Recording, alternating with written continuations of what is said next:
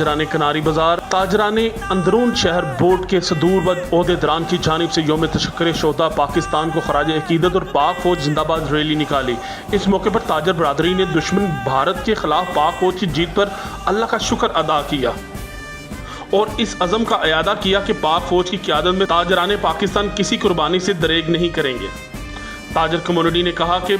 سپہ سالار افواج پاکستان محمد عاصم منیر کی قیادت میں پورا پاکستان متحد ہے۔ ریلی میں حاجی جاوید، ذوالفقار علی غوری، حاجی فاروق، محمد عباس، رفیق صدیقی، حاجی محمد ارشد، محمد طارق، نوید رفیق، محمد زبیر، محمد اختر، محمد اقبال، منظور احمد بھٹی، حاجی طاہر نوید کے علاوہ تاجر کمیونٹی کی کثیر تعداد نے شرکت کی۔ میڈیا سے گفتگو کرتے ہوئے شرکا کا کہنا تھا جن کے لیے اس کائنات کو تخلیق کیا گیا، اللہ تعالیٰ کا شکر ہے کہ اس نے ہمیں حضور محمد صلی اللہ علیہ وسلم نے پیدا فرمایا اور آج ہم سب کو مل بیٹھنے کی توفیق عطا فرمائی۔ بے شک اللہ ہر چیز پر قادر ہے۔ آج ہم ہندوستان نے جو پاکستان پر جارحیت کی تھی اور پاکستان کی افواج نے اور پوری قوم نے مل کر جو اس کو منہ توڑ جواب دیا ہے، اس کو سیلیبریٹ کرنے کے لیے، اس کو خوشی منانے کے لیے آج ہم سب اکٹھے ہوئے ہیں اور میں سلام پیش کرتا ہوں پاکستان کے تاجروں کا، کسانوں کا، مزدوروں کا، ماؤں بہنوں بیٹیوں کا اور پوری پاکستانی قوم کے ساتھ ساتھ افواج پاکستان کا، جنہوں نے ہندوستان کو دندان شکن جواب دیا۔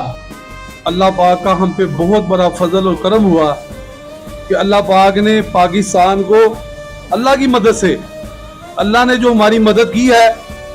اس اللہ کی مدد سے ہم نے انڈیا اپنے دشمن کو جو ہم سے 10 گنا زیادہ طاقتور ہے اس کو زیر کر دیا۔ یہ اللہ کی وجہ سے ہوا، اللہ نے کیا۔